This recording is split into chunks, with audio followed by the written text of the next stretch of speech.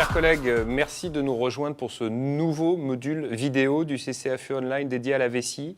Je suis ravi d'aborder à nouveau ce sujet des tumeurs urothéliales, entouré des membres du groupe CCAFU Vessie, et en l'occurrence à ma gauche Nadine Ouédé de Nîmes, Géraldine Pignot à ma droite de Marseille et Mathieu Roumiguet de Toulouse. Nous allons aborder 3 sujets aujourd'hui, comme c'est l'habitude dans le CCAFU, en chapitrant en fonction d'un focus sur un topic tout à fait particulier, un état de l'art et un cas clinique.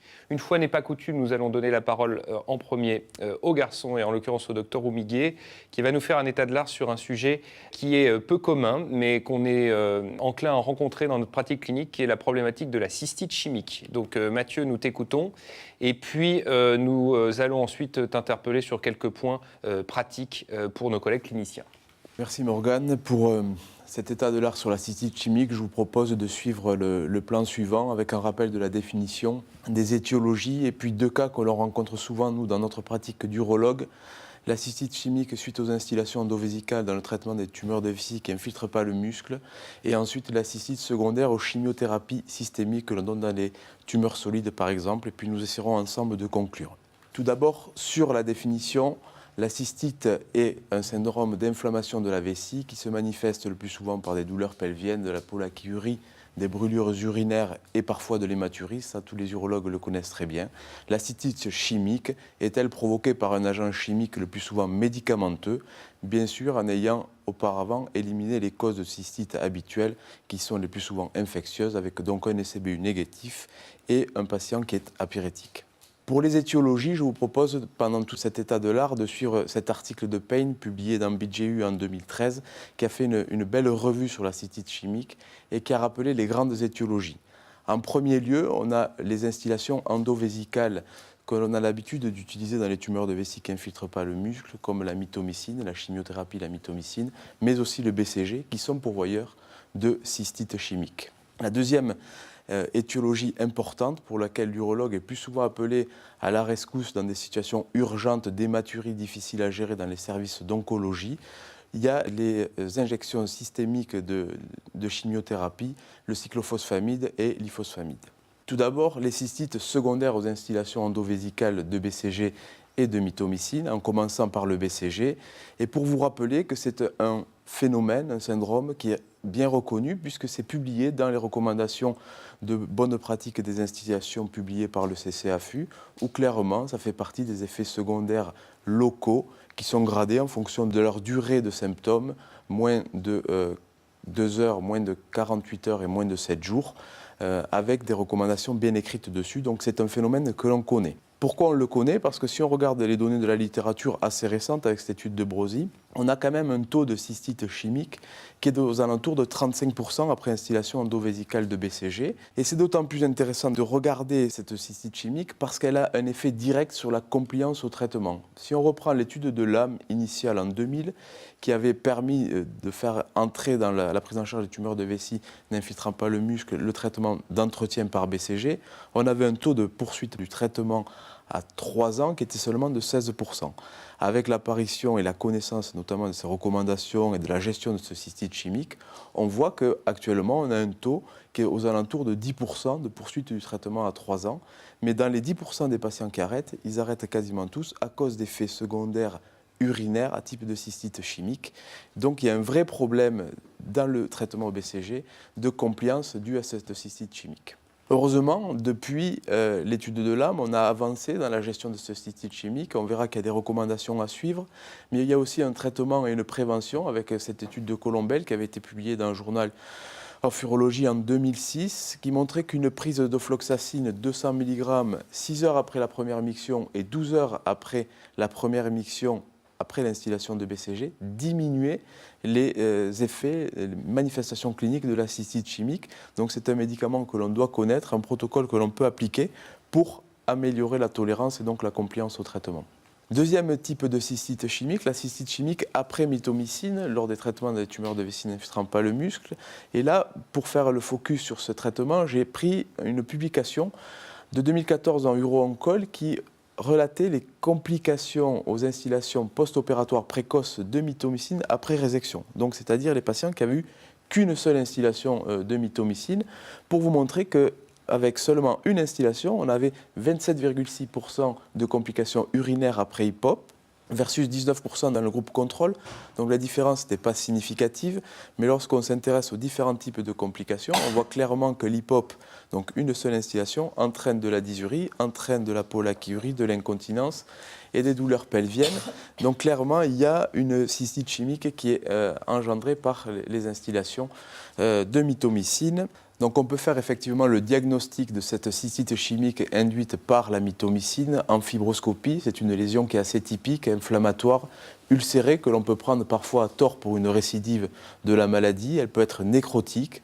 Et quand on voit dans cette dernière publication dans Bladder Cancer en 2007, cette lésion vésicale a été étudiée. C'est souvent un infiltrant inflammatoire riche en polynucléaires éosinophiles qui peut entraîner un remodelage tissulaire et finir par entraîner une fibrose de la vessie avec une potentielle cystite rétractile par la suite. Ce qui est intéressant dans cette publication, c'est que pour la première fois, on voit un algorithme de prise en charge de cette cystite chimique à mitomycine qui apparaît, avec l'introduction dans les symptômes qui sont peu marqués d'une thérapie comportementale, d'antihistaminique, d'anticholinergique et d'alpha-bloqueur, ou, à contrario, lorsque les symptômes sont sévères, débuter rapidement une corticothérapie et, pourquoi pas, aller réséquer même cette lésion visible en fibroscopie et notamment l'ulcère dans la vessie. Ce qui est essentiel, je pense, dans la cystite chimique induite par ces instillations dans le traitement des tumeurs de vessie n'infiltrant pas le muscle, c'est de respecter les recommandations qui ont été écrites, et notamment des recommandations qui vont permettre d'éviter les manifestations cliniques, bien interroger le patient en vérifiant bien que les effets indésirables de l'instillation précédente aient disparu, que le cathétérisme urétral soit atraumatique, et donc cela nous permet d'être à l'abri de complications potentielles surajoutées. Deuxième étiologie qui me paraît intéressante, c'est la cystite secondaire aux chimiothérapies systémiques, le cyclophosphamide et l'ifosfamide. C'est des situations pour lesquelles on est souvent appelé alors que la cystite est déjà instaurée. C'est une cystite qui est chimique, mais qui est souvent chimique hématurique, avec une classification qui existe et qui est considérée comme sévère à partir du stade 3-4, où apparaissent des caillots associés à l'hématurie macroscopique. La physiopathologie commence à être expliquée. C'est des molécules médicaments qui contiennent l'oxasaphosphorine qui appartient à la famille des moutardes azotées qui va entraîner cette hématurie macroscopique. Et globalement, on a à peu près dans les patients traités 20 à 25% de cystites chimiques hémorragiques qui surviennent. Ces traitements sont utilisés dans le traitement des tumeurs solides, mais aussi des hémopathies et des maladies auto-immunes. Il s'agit de cyclophosphamide et l'ifosfamide.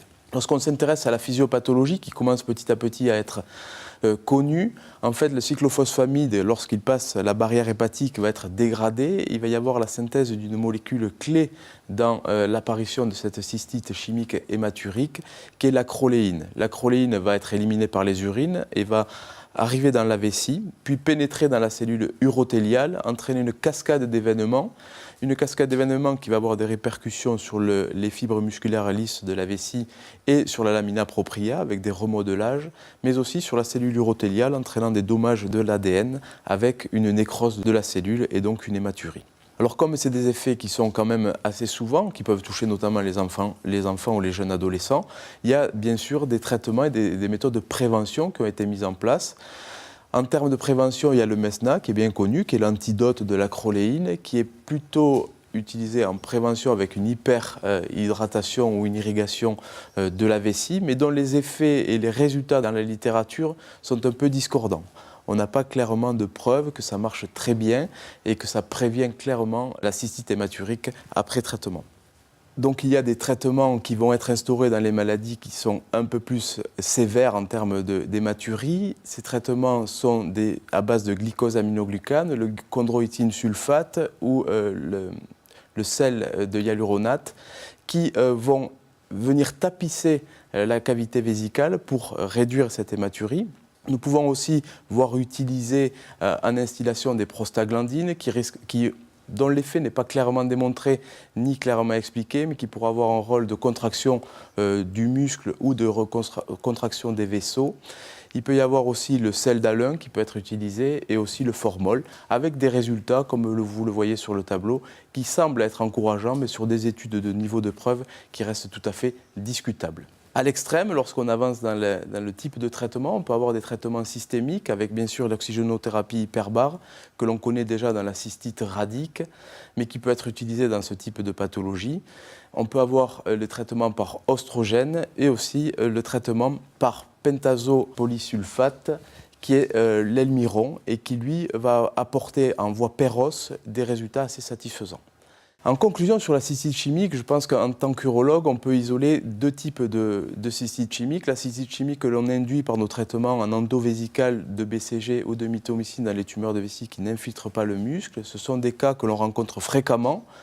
Pour les éviter et diminuer cette fréquence d'effets secondaires de nos traitements, nous devons respecter les règles de bonne pratique et mettre en œuvre, le cas échéant, des traitements spécifiques, l'ofloxacine pour le BCG, les antihistaminiques, les anticholinergiques, les alpha-bloqueurs pour la mitomycine. C'est essentiel de prendre en charge les patients pour les instillations, mais aussi pour leurs complications, puisqu'il y a un vrai enjeu pour la compliance. En ce qui concerne les chimiothérapies à base d'ifosfamide ou de cyclophosphamide, la prévalence est d'environ 20%. Il y a un rôle majeur de l'acroléine qu'on a essayé d'expliquer dans ce topo, avec des traitements spécifiques en prévention, l'irrigation vésicale, le MESNA, les instillations intravésicales de glycosaminoglycane par exemple, et aussi l'oxygénothérapie hyperbare. Voilà, je vous remercie. Merci Mathieu pour ce point. On va revenir sur deux questions pour la pratique clinique. La première, tu l'as évoqué tout à l'heure, c'est l'aspect auquel peut conduire en endoscopie la cystite chimique avec cet aspect de pseudotumeur. Dont on pense parfois qu'il s'agit d'une récidive et en fait ça s'avère souvent être, tu l'as dit, un amas de cellules inflammatoires. Alors, est-ce qu'il y a des trucs pour faire le distinguo visuellement avec la pseudotumeur? Est-ce qu'il y a eu des gens qui ont essayé, par exemple, la fluorescence dans ces conditions? Et puis, est-ce que toi, en cas de doute, tu conseilles à nos collègues, malgré tout, d'aller prendre du tissu plutôt que de rester dans le doute? Ou est-ce qu'il y a un aspect quasi pathognomonique qui nous permet d'échapper au prélèvement tissulaire? Qu'est-ce que tu en penses? Non, c'est une difficulté diagnostique. Effectivement, on retrouve une lésion qui est souvent en place de la première résection. On n'a pas de moyen clair, notamment par exemple la lumière bleue qui va marquer puisque c'est inflammatoire pour nous aider. Je pense qu'on peut s'aider des cytologies urinaires, confronter les données de la fibroscopie aux cytologies et on peut se donner un peu de temps à la récupération, voire contrôler en fibroscopie rapidement. Et si le doute persiste, et encore plus, je dirais, s'il y a des manifestations cliniques, aller vers la résection de cette lésion, de cet ulcère, qui, comme on l'a vu dans le topo, fait partie des traitements de la cystite chimique aussi. Ouais, donc dans le doute, on va dire qu'on peut temporiser un peu, et peut-être que Géraldine sera d'accord aussi avec cette attitude, mais dans le doute, on conseille quand même aux collègues d'aller prendre du tissu si le doute persiste pour pas se laisser prendre par défaut par une lésion sous-jacente. Mathieu, j'ai une autre question à te poser, c'est la problématique de la cystite hémorragique. Et tu l'as évoqué, en pratique clinique, nombreux sont les transferts entre services où on reçoit ces situations cliniques extrêmement désespérées. On a, quand on regarde la littérature, et tu viens de les énumérer, pas mal de solutions sur le papier. Mais la réalité, c'est que toi, tu es peut-être un peu jeune pour t'en souvenir, mais moi, j'avais une pharmacie centrale qui me préparer de l'alun de potassium, c'est actuellement proscrit. Le formol, je crois qu'on ne peut pas recommander à nos collègues de l'utiliser. L'accessibilité aux caissons hyperbares, en fonction des régions, elle peut être quand même difficile et parfois il faut décrocher son téléphone et se battre et on sait que ce n'est pas la panacée. Donc finalement, tu nous parlais de glycosaminoglycane. Qu'est-ce qu'on a en pratique? Qu'est-ce qu'on demande à la pharmacie? Ça, c'est important. Et quelles sont les solutions? Et est-ce que là, j'allais dire, l'électrocoagulation avec les résécteurs bipolaires de nouvelle génération dont ils disposent peut amener une solution? Tout d'abord, je pense qu'il est important de vérifier qu'il n'y ait plus de caillots dans la vessie avant de faire quoi que ce soit. Donc c'est vrai que le premier geste d'endoscopie peut être intéressant pour mettre la vessie le plus au propre.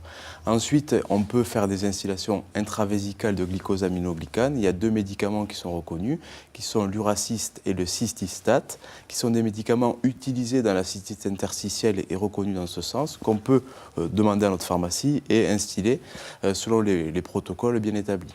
Après, effectivement, petit à petit, si les symptômes ne régressent pas, on peut essayer d'accéder aux caissons hyperbares. Mais c'est vrai que dans la littérature, on trouve une escalade thérapeutique qui peut aller presque jusqu'à l'embolisation des artères à destinée vésicale dans des situations extrêmes, voire la cystectomie d'hémostase, ce qu'il faut absolument éviter.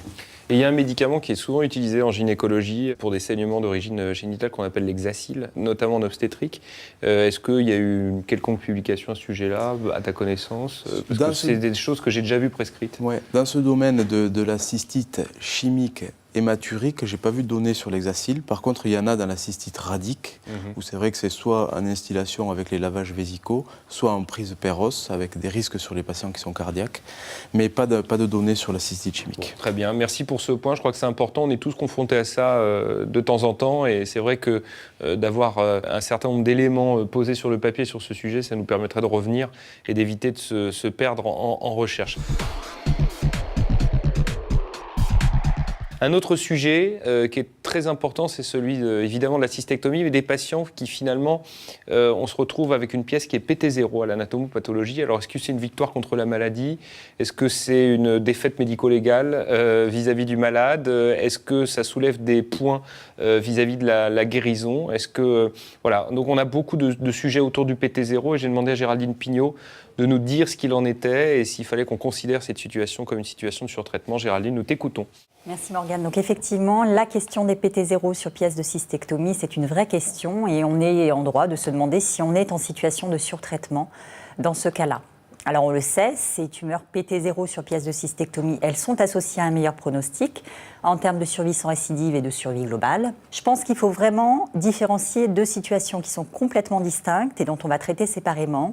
La première, c'est les PT0 sur pièce de cystectomie, mais chez des patients qui n'ont pas reçu de chimiothérapie néoadjuvante. Et l'autre situation, ce sont les PT0 après chimiothérapie néoadjuvante. Dans le premier cas, donc les PT0 sur pièce de cystectomie, sans chimiothérapie néoadjuvante préalable, on a une fréquence qui est quand même rare, 5% des pièces de cystectomie. Et le pronostic, comme vous le voyez, est bon. On n'a pas 0% de récidive, mais on a quand même une survie sans récidive qui est de l'ordre de 85% à 5 ans, donc un pronostic qui est quand même relativement correct chez ces patients-là. Si on regarde un petit peu les différentes séries qui ont repris les PT0, on se rend compte d'une chose, c'est que le stade initial avant la cystectomie, eh bien, on a dans la moitié des cas une tumeur de vessie infiltrant pas le muscle, essentiellement du carcinome in situ ou des tumeurs T1. Donc on est très probablement dans des situations de tumeurs non infiltrant le muscle réfractaires au BCG. Et dans l'autre moitié des cas, comme vous l'avez vu, des tumeurs qui sont des tumeurs T2, donc des petites tumeurs infiltrantes. Et je pense que ces deux situations-là doivent être traitées séparément. D'une part, les tumeurs de vessie n'infiltrant pas le muscle réfractaire au BCG. Dans un autre cas, les tumeurs de vessie infiltrantes, mais de petits volumes, petits T2, sans carcinome in situ associé, et pour lesquels on a réalisé une résection transurétrale initiale qui était complète. Pour ce qui est des tumeurs de vessie non infiltrant le muscle réfractaire au BCG, on le sait, le pronostic n'est pas bon. Il est beaucoup moins bon pour les vrais réfractaires que pour les récidivants après BCG ou les intolérants au BCG. Et vous le voyez, on est sur des risques de progression de l'ordre de 50% et une survie globale qui est également à 50% à 5 ans. Qu'en est-il du pronostic de ces tumeurs après avoir réalisé la cystectomie? Eh bien, vous le voyez, pour les tumeurs PT0, on a quand même 3% d'envahissement ganglionnaire sur la pièce opératoire et le risque de récidive à 10 ans est de 8%, donc il est non nul. Est-ce qu'on a des alternatives pour ces patients-là? Eh bien, très peu. La plupart des alternatives pour les tumeurs de vessie non infiltrant le muscle réfractaires au BCG sont expérimentales, sont en cours d'évaluation. C'est notamment la thermochimiothérapie, cette fameuse mitomycine chauffée dont on parle beaucoup, avec deux possibilités. L'IVEC, qui consiste à chauffer le produit, la mitomycine, avant de l'instiller dans la vessie, et le Synergo, pour lequel vous allez chauffer les parois vésicales avant d'y instiller la mitomycine. Cette thermochimiothérapie, on a des données qui semblent intéressantes, notamment pour les tumeurs de vessie non infiltrantes à haut risque ou réfractaires au BCG, mais pour l'instant, il est beaucoup trop préliminaire pour la recommander. Deuxième option qui, là encore, est en cours d'évaluation, c'est les nouvelles immunothérapies, les immunothérapies intraveineuses dont vous avez déjà entendu parler, la tezolizumab, le pembrolizumab, le nivolumab, qui sont en cours d'évaluation dans les tumeurs infiltrantes, mais qui sont en train de remonter les lignes, notamment sur des situations néoadjuvantes ou adjuvantes, et puis maintenant également dans les tumeurs de vessie non infiltrant le muscle. Il y a déjà un essai qui est en cours et pour lesquels les patients sont inclus, mais la France ne participe pas à cet essai concernant les tumeurs de vessie réfractaires réfractaires au BCG. Par contre, il y a un essai clinique qui va partir en France, qui est mené par Morgane, qui est l'essai Alban. Et cet essai Alban va évaluer l'intérêt de l'immunothérapie par atezolizumab en intraveineux en association au BCG versus BCG seul dans les tumeurs de vessie non infiltrant le muscle à haut risque. Pour l'instant, en tout cas, ces alternatives sont très préliminaires et il ne me semble pas légitime d'envisager autre chose qu'une cystectomie chez ces patients réfractaires au BCG. Deuxième situation complètement différente, les PT0 sans chimiothérapie néoadjuvante préalable, mais cette fois pour des tumeurs qui au départ étaient infiltrantes, des petits PT2 sans carcinome in situ associé et pour lesquels vous avez donc effectué une résection initiale qui était complète. Et là, clairement, on a une alternative thérapeutique qui existe et qui doit être discutée au moins en RCP et au cas par cas. C'est le traitement conservateur, ce fameux traitement trimodal dont, je vous rappelle, on fait une association de résection maximaliste initiale, puis une association radiothérapie et chimiothérapie de potentialisation de la radiothérapie. On a des données et on sait quels sont les patients qui sont les meilleurs candidats à cette radiochimiothérapie. Ce sont justement les stades T2, les tumeurs unifocales de petit volume, moins de 3 cm, sans carcinome in situ associé et sans hydronéphrose associée. Et ce sont ces situations-là pour lesquelles la résection va pouvoir être complète et profonde et qui correspondent finalement à cette sous-population des PT0 après cystectomie. Les résultats du traitement conservateur trimodal, on le connaît et elles ont été réactualisées tout récemment. Et vous voyez que les survies spécifiques à 5 ans varient entre 50 et 82%. On va revenir sur cette étude de Giacalone qui effectivement explique un petit peu quels sont les patients meilleurs répondeurs. Si on essaie d'identifier la sous-population qui serait équivalente à nos PT0 sur pièce de cystectomie, on l'a dit, ce sont les patients qui ont une résection initiale complète. Et chez ces patients-là, vous voyez, l'impact de la résection, elle est majeure. Dès lors qu'on a une résection complète, la survie globale va être nettement améliorée. Dans cette fameuse étude dont je vous ai parlé tout à l'heure, vous voyez que les auteurs ont séparé les résultats de leur radiochimiothérapie en fonction des périodes d'inclusion. Et sur la première période d'inclusion, 86 à 95, les patients étaient très peu sélectionnés. On avait plus de la moitié des patients qui étaient des stades T3 et la moitié d'entre eux n'avaient pas eu de résection complète. À la fin de leur expérience, au contraire, entre 2005 et 2013, vous avez 97% des patients qui sont des tumeurs T2, aucune hydronéphrose associée, dans 81% des cas, pas de carcinome in situ associé, et dans la grande majorité des cas, une résection initiale qui avait été complète. Et dans ces cas-là, vous voyez que les survies varient énormément, et dans la courbe rouge, la courbe supérieure qui correspond donc à cette fameuse période 2005-2013 de patients bien sélectionnés, on attend des survies sans récidive à 5 ans de l'ordre de 84%, c'est-à-dire équivalente à ce qu'on a avec la cystectomie. Pour la deuxième problématique, c'est celle des PT0 après chimiothérapie néoadjuvante. Et là, on est quand même dans une situation qui est complètement différente. Déjà en termes de fréquence, c'est une situation qui est fréquente puisque, on le sait, on a globalement entre 23 et 25% de PT0 après chimiothérapie néoadjuvante. Lorsqu'on utilise une chimiothérapie à base de sel de platine, c'est du MVAC ou c'est du GEM6. Et vous le savez, ce qui est recommandé actuellement pour la chimiothérapie néoadjuvante, c'est de faire du MVAC. Et un essai est en cours pour savoir s'il existe une possibilité de faire du gemcitabine cisplatine en équivalence. C'est l'essai VESPER dans lesquels pour l'instant les patients sont toujours en cours d'inclusion. Si vous utilisez une autre chimiothérapie, et notamment une chimiothérapie avec du carboplatine, vous avez des taux de réponse pathologique qui sont nettement moindres. On est à 15% et donc effectivement, l'effet de ces chimiothérapies-là n'est pas le même. Quand on regarde un petit peu les facteurs pronostiques d'être PT0 sur pièce de cystectomie, on retrouve bien sûr le type de chimiothérapie et puis le stade initial. Si vous avez une tumeur T2 initialement, vous avez plus de chances d'être PT0 sur pièce de cystectomie qu'un patient qui aurait une tumeur T3. Leur pronostic est excellent et il semble équivalent à ce qu'on voit sur des tumeurs PT0 sans chimiothérapie néoadjuvante, c'est-à-dire des survies sans récidive de l'ordre de 80 à 85%. Est-ce qu'on a des alternatives à la cystectomie chez ces patients-là ? On a déjà parlé un petit peu du traitement conservateur et de la radiochimiothérapie. Dans les essais de la littérature dont je vous ai parlé, on a des données concernant des patients qui ont eu de la chimiothérapie néoadjuvante, puis de la radiochimiothérapie. Ces données, on les a, et elles nous disent la même chose. Elles nous disent que le traitement conservateur peut être envisagé avec des bons résultats chez des patients initialement bien sélectionnés, c'est-à-dire sélectionnés sur les critères de stade, d'absence de CIS initiaux avant la chimiothérapie néoadjuvante, pas simplement sur la réponse à la chimiothérapie néoadjuvante. Et ça, c'est important. À l'heure actuelle, on n'a pas de données du traitement conservateur qui serait envisagé a posteriori d'une chimiothérapie néoadjuvante sur un patient PT0. Deuxième option qu'on pourrait discuter, c'est de se dire, puisqu'il n'y a plus de tumeur après la chimiothérapie néoadjuvante, est-ce que ces patients-là, on ne peut pas les surveiller simplement? Et je voudrais juste vous rappeler le design de l'essai RECHIF, qui est un essai en cours et dans lequel vous pouvez encore inclure les patients. Cet essai RECHIF, c'est un essai de phase 2 non randomisé qui sélectionne les patients initialement avec des tumeurs de type carcinome urothélial, de stade T2, sans carcinome in situ associé, chez des patients en bon état général, susceptibles de pouvoir recevoir une chimiothérapie à base de sel de platine. Ces patients-là vont avoir d'abord une résection maximaliste et complète jusqu'à la graisse, suivie d'une chimiothérapie à base de sel de platine, c'est du MVAC à raison de 6 cycles, suivie d'une nouvelle résection de réévaluation pour s'assurer de l'absence de tumeur résiduelle, et ensuite une surveillance attentive. Vous le voyez, cette surveillance peut donc s'envisager après chimiothérapie, mais uniquement dans le cadre d'essais cliniques et chez des patients qui sont très rigoureusement sélectionnés initialement. Si on regarde par contre les patients non sélectionnés, finalement on a quelques données dans la littérature, c'est les patients T0 qui ont refusé la cystectomie après chimiothérapie néoadjuvante. Et là on a une étude qui nous dit que chez ces patients-là, effectivement, on a 48% des patients qui ne vont pas récidiver, mais on a quand même plus de la moitié qui vont récidiver, dont 28% qui vont récidiver sous la forme d'une tumeur infiltrante. Et malheureusement, au moment de la récidive sous la forme d'une tumeur infiltrante, ces patients sont souvent métastatiques, puisque je vous rappelle que le concept de la chimiothérapie néoadjuvante n'est pas de traiter la maladie localement, mais de traiter les micrométastases potentielles. Ce qui manque à l'heure actuelle, c'est les facteurs prédictifs de récidive. On ne sait pas quels sont les patients qui vont récidiver après cette chimiothérapie néoadjuvante et une simple surveillance, et puis ceux qui vont continuer à évoluer. Alors, il y a des essais cliniques qui vont débuter. Effectivement, ça, c'est un essai clinique qui est monté par le centre de Philadelphie.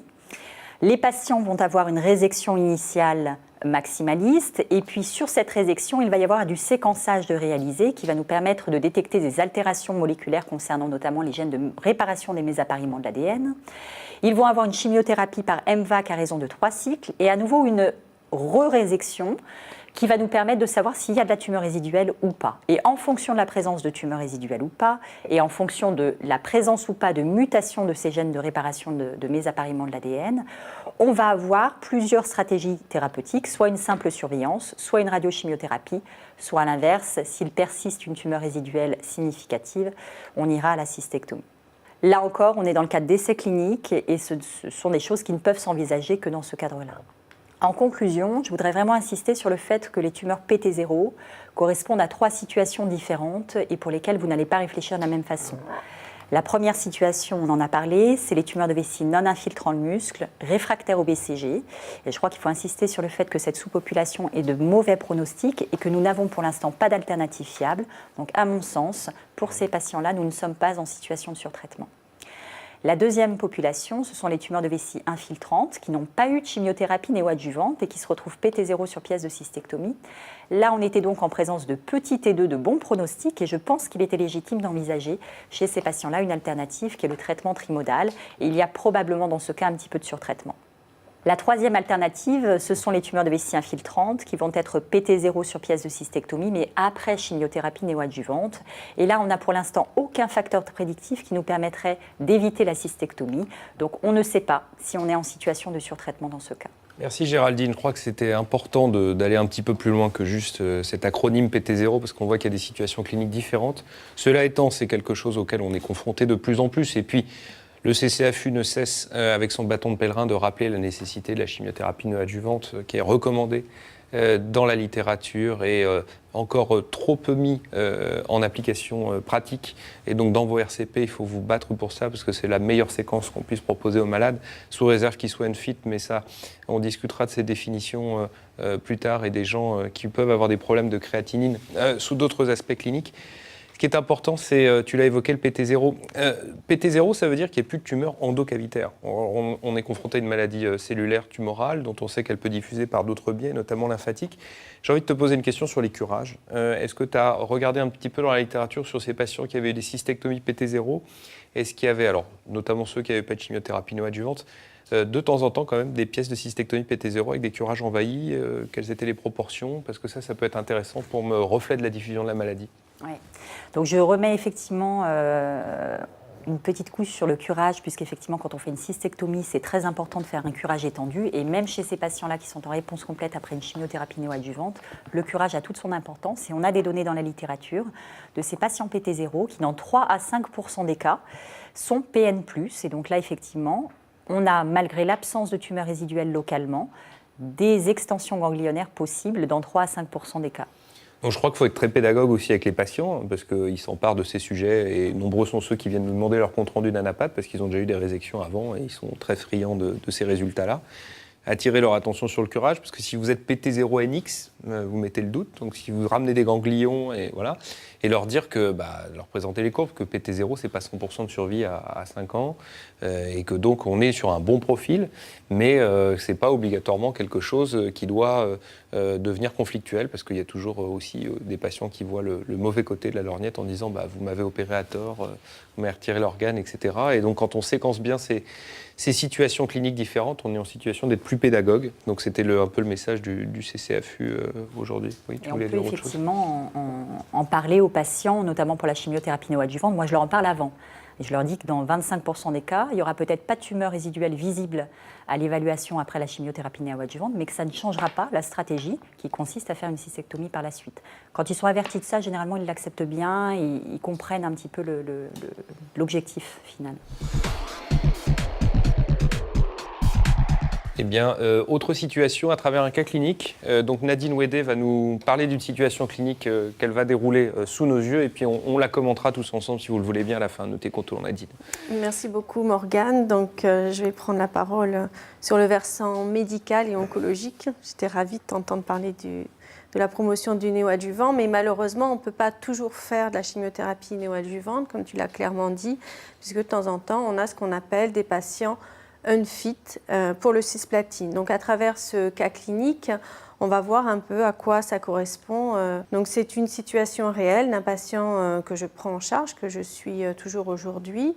Il avait 78 ans au moment de son diagnostic, il avait très peu d'antécédents, une hypertension artérielle traitée, un ancien magistrat, vraiment une personne très active, 78 ans, en très bon état général. Depuis quelques mois, un tableau de dysurie, sous la forme d'une pollakiurie et de brûlures mictionnelles. Il avait également noté qu'il avait perdu quelques kilos sur les 3-4 derniers mois et sur le plan biologique, il était arrivé avec un bilan qui montrait déjà une créatinine anormalement élevée et une clairance de la créatine calculée à moins de 40 millilitres par minute. Il a eu une échographie. Sur cette échographie, on retrouve dans un premier temps surtout une dilatation importante des cavités pylo-calicielles. On a un diamètre piélique qui est calculé des deux côtés par notre radiologue. Cette échographie est complétée par un scanner qui nous décrit une tumeur infiltrante de la vessie, à peu près dans la totalité de la paroi vésicale comme on va le voir, et une dilatation rénale principalement du côté droit, et le radiologue nous alerte sur la présence de ganglions supérieurs à 1 cm, notamment dans la région iliaque. Et voilà les données de son scanner. Donc on voit vraiment la vessie, je dirais, dans sa quasi-totalité, avec une paroi très infiltrée et une dilatation rénale du côté droit marquée. Donc ce patient a un diagnostic histologique avec une RTUV, et sur cette RTUV, on retrouve un carcinome urothélial de haut grade selon la nouvelle classification OMS, avec une infiltration musculaire qui le classe comme on dirait PT2 minimum, parce que c'est souvent difficile sur la RTUV d'avoir un petit peu plus que ça. Il n'y a pas de variant histologique de mauvais pronostic, notamment pas de variant sarcomatoïde ou plasmocytaire ou autre. Alors, est-ce qu'il y a une indication de chimiothérapie première, néo-adjuvante si l'on veut, mais bon, il a quand même une atteinte ganglionnaire initiale, donc en tout cas il est localement avancé.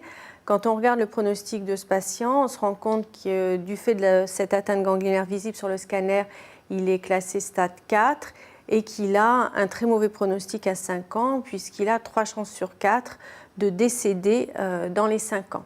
Donc on aurait envie de se dire, oui, il faut faire de la chimiothérapie première parce que la chirurgie seule ne pourra probablement pas le guérir. Alors les données sur la chimiothérapie néoadjuvante, vous le savez parce que ce sont des courbes que l'on voit passer maintenant depuis de nombreuses années. à base de cisplatine, une combinaison de produits à base de cisplatine permet d'améliorer cette survie de 5%. Ce n'est pas extraordinaire, mais c'est déjà important. Il y a un bénéfice de 5% sur la survie à 5 ans chez ces patients avec une association à base de cisplatine. Malheureusement, ce n'est pas recommandé pour des patients qu'on déclare NFIT, alors pour 2 raisons sur le côté NFIT, soit parce qu'ils auraient un état général altéré qui ne leur permettrait pas de recevoir ce cisplatine, soit parce qu'ils ont une fonction rénale altérée, et c'est le cas de notre malade, puisqu'avec une clairance à 39 ml/min, il n'est pas en état de recevoir un cisplatine malgré l'hyperhydratation. Alors on discute et on dit on va lui mettre en place une néphrostomie, on va se donner quelques jours et on va voir comment la fonction rénale récupère. Donc la néphrostomie est mise en place du côté droit, le côté le plus dilaté. On évalue la clairance séparée des 2 côtés à J10. On connaît les facteurs de récupération sur cette fonction rénale, c'est depuis combien de temps les voies excrétrices seraient obstruées. Quelle est la qualité de la fonction rénale contralatérale? Et là, dans notre situation, le rein gauche aussi avait souffert et été dilaté. Et puis, bien sûr, l'âge du patient, puisque la fonction rénale, vous le savez, s'altère avec le temps. Donc, chez ce patient, malheureusement, malgré les 10 jours d'attente, il n'a pas récupéré, je dirais, d'un iota sur sa fonction rénale. Donc, il est inéligible au cisplatine. Donc, on ne lui fera pas de chimiothérapie première. Son dossier passe de manière classique à notre réunion RCP. Il n'y a pas d'indication, je le rappelle, en tout cas, il n'y a pas de niveau de preuve suffisant pour remplacer le cisplatine par du carboplatine dans cette situation. Et on pose l'indication d'une cystoprostatectomie bricaire avec un curage ganglionaire étendu. Comme Géraldine l'a bien noté, c'est une part importante de la prise en charge du patient. Et il a 78 ans, donc il aura une dérivation urinaire de type bricaire. Le résultat anatomopathologique, donc l'INCA nous a donné des guidelines que l'on doit absolument suivre, que nos anapathes doivent suivre pour nous donner un rapport qui va nous être utile et important pour définir le pronostic et la suite de la prise en charge du patient. Donc ici, on a une cystoprostatectomie totale.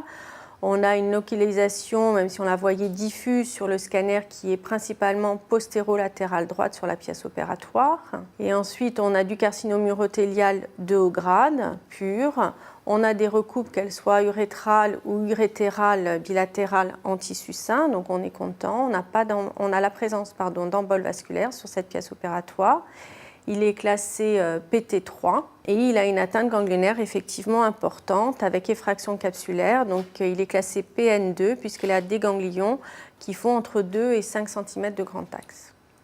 Est-ce qu'on va indiquer une chimiothérapie qu'on appelle adjuvante, c'est-à-dire que si on n'a pas pu le faire avant, est-ce qu'on va pouvoir le faire en post-opératoire? Alors là, le niveau de preuve est moins important en situation adjuvante parce que malgré le nombre d'essais réalisés, aucun n'a eu la puissance pour s'assurer en niveau de preuve A, grade A, qu'on avait un impact significatif sur la survie globale. Néanmoins, toutes les courbes vont dans le même sens. On a l'impression qu'on a un impact en gros de 5 à 7%.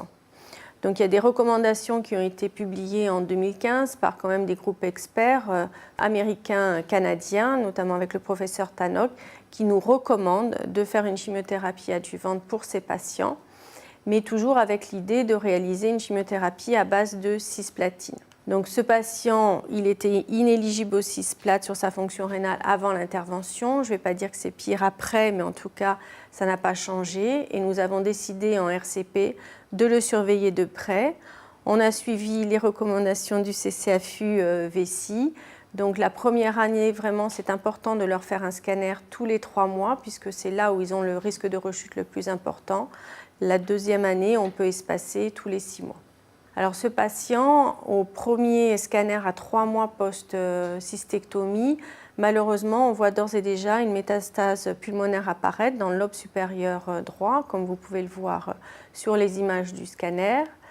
Donc on va lui faire une chimiothérapie. À ce moment-là, on est dans une situation différente. Il est toujours unfit au cisplatine, mais il est en excellent état général. On n'a pas beaucoup de données dans la littérature. On a cette étude de Maria De Santis qui a été publiée maintenant il y a quelques années sur l'association carboplatine-Gemza, mais qui nous donne quand même un taux de réponse intéressant, en tout cas plus intéressant qu'une monothérapie. Donc c'est le choix de combinaison chez ces patients qui ne peuvent pas recevoir de cisplatine, c'est de changer le cisplatine pour du carboplatine. Et vous voyez la manière dont on fonctionne. Donc on a des protocoles parfaitement standardisés avec une dose de carboplatine qui est ajustée sur la fonction rénale et un protocole J1, J21 comme on ferait avec un cisplatine gemcitabine. Et un patient qui n'a à ce moment-là pas besoin d'être hyperhydraté, tout peut se faire en hôpital de jour, en ambulatoire. Après 6 cycles, on est content parce qu'il a une réponse partielle de qualité sur le scanner avec une quasi-réponse complète.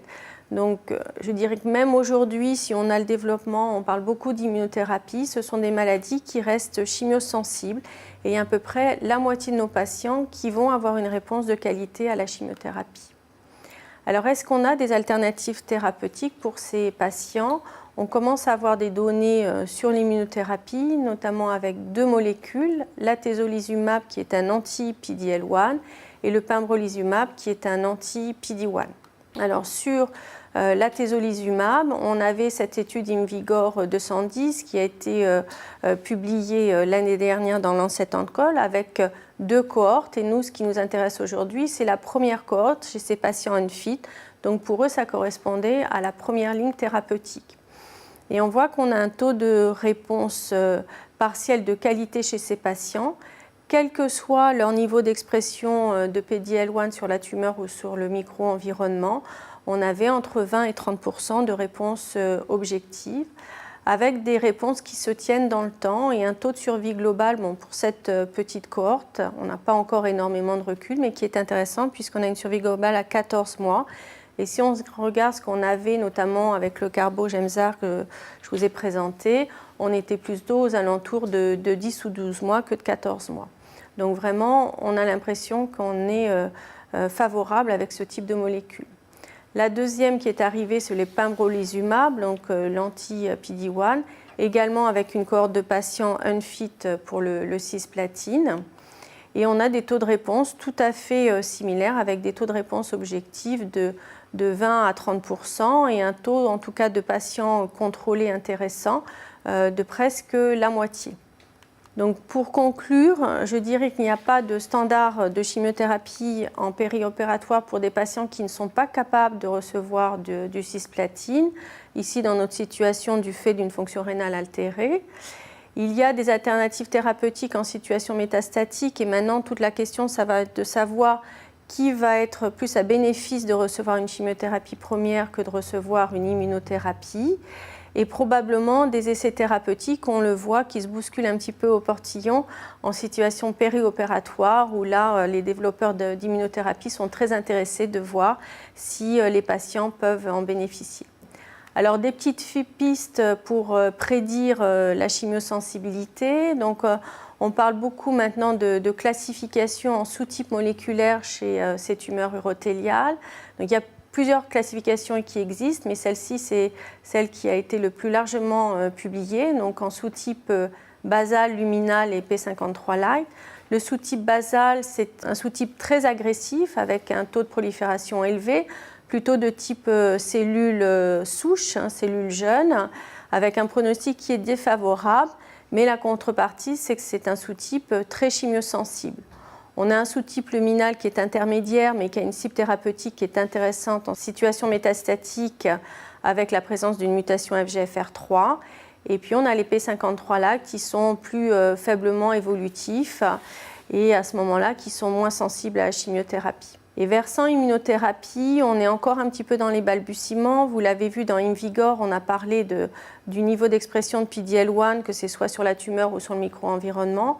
C'est certainement pas le seul biomarqueur et on a beaucoup d'écueils à l'utiliser en biomarqueur unique. Et certainement le micro-environnement, le type de lymphocytes dans ce micro-environnement qui soit proactif sur la réponse immunitaire ou plutôt inhibiteur de cette réponse immunitaire compte. Les facteurs environnementaux avec la présence de cytokines, etc., ça compte aussi. Et tout est à faire encore pour déterminer le profil de patient par rapport aux alternatives que nous avons aujourd'hui. Très bien, merci Nadine pour ce point important.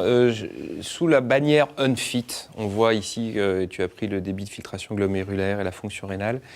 Est-ce qu'il n'y a pas un chapeau sous lequel il y ait d'autres critères qui puissent qualifier le patient comme étant unfit par-delà la fonction rénale? Est-ce qu'il y a des patients, en d'autres termes, qui ont une fonction rénale normale et que vous pourriez juger unfit malgré tout? Parce qu'on voit ici que, comme l'a dit Géraldine tout à l'heure, les immunothérapies remontent les lignes. Et donc, il va y avoir un moment, dans un avenir proche, où on va se retrouver dans des situations où les patients sont susceptibles d'avoir d'emblée de l'immunothérapie. Qu'est-ce qui te permettra de qualifier par-delà la fonction rénale le caractère fit ou unfit des patients? Tout à fait, il n'y a pas que la fonction rénale. Alors c'est vrai que c'est notre premier critère, mais quand on parle de chimiothérapie néoadjuvante, on a quand même un profil de tolérance qui est un peu difficile, avec un taux de toxicité hématologique notamment important. Si on est dans une situation néoadjuvante, l'idée c'est que les patients soient en bonne condition pour arriver à l'intervention, parce que ça reste quand même le traitement majeur dans leur prise en charge. Donc l'état général compte énormément et on dit souvent qu'un état général altéré, et on dit nous OMS2, donc un patient qui va passer une partie de la journée alité, ne va pas être éligible aux cisplatines. Je crois qu'après, au niveau de la RCP, eh bien, il faut discuter avec votre oncologue. Il faut que l'oncologue puisse voir le patient avant la chirurgie et juger si le bénéfice-risque de cette chimiothérapie avant l'intervention en vaut la peine. Je rappelle qu'on ne gagne que 5% de survie globale à 5 ans. Il ne faut pas non plus que les patients arrivent dans un état cachectique, dénutri, immunodéprimé du fait de la chimiothérapie au moment où vous allez les prendre en charge. Donc vraiment une évaluation au cas par cas, rigoureuse et qui mérite une fois de plus de souligner la discussion RCP, mais à condition que dans votre RCP, il y ait des gens investis sur ces sujets parce qu'ils méritent une bonne connaissance des dossiers. Le clinicien qui a recruté le patient, bien entendu, mais tous ceux qui sont autour de la table, et c'est très important. Merci Nadine Ouédé, merci Géraldine Pignot, merci Mathieu Roumiguet. Et on reste à conclure en vous disant que ce module, vous le retrouverez sur Eurofrance dans son intégralité ou par chapitre en fonction des topics qui vous intéressent. Donc vous n'hésitez pas à les consulter séparément. Je remercie aussi le laboratoire Janssen pour le soutien institutionnel et je cède la parole à Arnaud Méjean pour les take-home messages. Bonjour et bienvenue à ce nouveau module du CCAFE Online consacré aujourd'hui à la vessie. Vous avez vu que Mathieu Roumiguet nous a fait un état de l'art sur la cystite chimique, qui se définit par une cystite provoquée par un agent chimique apyrétique à l'ECBU stérile, avec un cortège classique de symptômes, douleurs pelviennes, pollacurie, brûlure mictionnelle et hématurie. Les médicaments les plus souvent en cause sont le BCG, la mitomycine C et le cyclophosphamide. D'abord, concernant le BCG, la cystite peut survenir entre 2 heures et plus de 7 jours après l'instillation. Elle peut nécessiter une modification du schéma thérapeutique avec comme conséquence parfois l'arrêt du traitement. La prise de 200 mg d'ofloxacine 6 heures après la première miction peut être proposée préventivement. Concernant les cystites après mitomycine C, elles peuvent être redoutables. Il a été rappelé le chiffre de près de 30% de complications après IPOP. Qu'il s'agisse de l'IPOP et bien sûr du BCG, le respect des bonnes pratiques est absolument essentiel. Interroger les patients sur les symptômes ressentis lors des instillations précédentes, la checklist des effets indésirables, la réalisation systématique de CBU et la réalisation d'un cathétérisme absolument atraumatique sont essentiels. Concernant les cystites après cyclophosphamide ou ifosfamide, qui appartiennent tous deux aux familles des moutardes azotées, ils peuvent donner des cystites dramatiques, avec parfois des hématuries incoercibles. La prévention est d'utiliser du Mesna. Le traitement fait appel au lavage, aux coagulations itératives. Certains traitements par œstrogénothérapie ou l'oxygénothérapie hyperbare ont pu être proposés, mais avec un très faible niveau de preuve. Le second sujet, qui a été abordé lors de cette session, a concerné les pièces de cystectomie PT0. Géraldine Pignot a bien mis en balance 2 situations tout à fait différentes. celle des PT0 sans chimiothérapie néoadjuvante et celle des PT0 après chimiothérapie néoadjuvante. Concernant d'abord les premières, c'est-à-dire les pièces de cystectomie sans chimiothérapie néoadjuvante, la fréquence est estimée à 5%. Et il s'agit dans presque la moitié des cas des cystectomies réalisées soit pour des TVNIM réfractaires au BCG, soit pour des TVIM à résection complète. En cas de TVIM réfractaire au BCG, il y aura probablement à l'avenir des thérapies locales et on pourrait proposer soit une thermochimiothérapie à la mitomycine chauffée, soit une immunothérapie intraveineuse. Très prochainement, le protocole Alban du GETUG CCAFU testera une immunothérapie dans cette indication et bien sûr, nous vous en reparlerons. En cas de TVIM à résection complète, on pourrait proposer un traitement trimodal associant RTUV maximaliste, radiothérapie et chimiothérapie. Les indications sont les tumeurs PT2 de moins de 3 cm, unifocales, sans CIS associé, sans hydronéphrose. Les survies spécifiques à 5 ans, rapportées dans la littérature, sont de 50 à 80%. La deuxième situation bien différente sont les cystectomies PT0 après chimiothérapie néoadjuvante. Les survies spécifiques sont de 80 à 85%, avec un pronostic très favorable. La question est de savoir s'il y aurait une alternative à cette cystectomie après chimiothérapie néoadjuvante. On pourrait proposer une radiochimiothérapie dans le cadre de protocoles ou l'inclusion dans l'essai de phase 2 RECHIV qui propose, après chimiothérapie, une nouvelle RTUV maximaliste associée à des biopsies vésicales randomisées. Le critère principal étant le taux de préservation vésicale à 5 ans. Finalement, il y a 3 situations distinctes. Les TVNIM réfractaires au BCG pour lesquels la cystectomie est indiquée, compte tenu du pronostic défavorable, les petites TVIM sans chimiothérapie néoadjuvante pour lesquels un traitement trimodal pourrait être éventuellement proposé, et les TVIM après chimiothérapie néoadjuvante pour lesquels le choix d'un traitement conservateur doit être encadré dans des protocoles de recherche clinique. Le troisième volet, développé dans ce module VECI, a concerné la prise en charge des patients unfit aux cisplatines. Nadine Nouédé nous rappelle qu'une chimiothérapie néoadjuvante concerne le cisplatine uniquement pour des patients ayant un débit de filtration glomérulaire supérieur à 60 ml/min. Il n'y a donc pas non plus d'indication de chimiothérapie adjuvante après cystectomie pour les mêmes raisons chez les mêmes patients. En cas d'évolution métastatique, une chimiothérapie est indiquée et le problème reste le même si le DFG est inférieur à 60 ml/min. Est alors indiquée une association gemcitabine-carboplatine. L'alternative pourrait être l'immunothérapie. L'atezolizumab dans l'essai IMvigor 210 et le pembrolizumab dans l'essai Keynote 052 ont été testés avec des taux de réponse objectifs de l'ordre de 20 à 25%.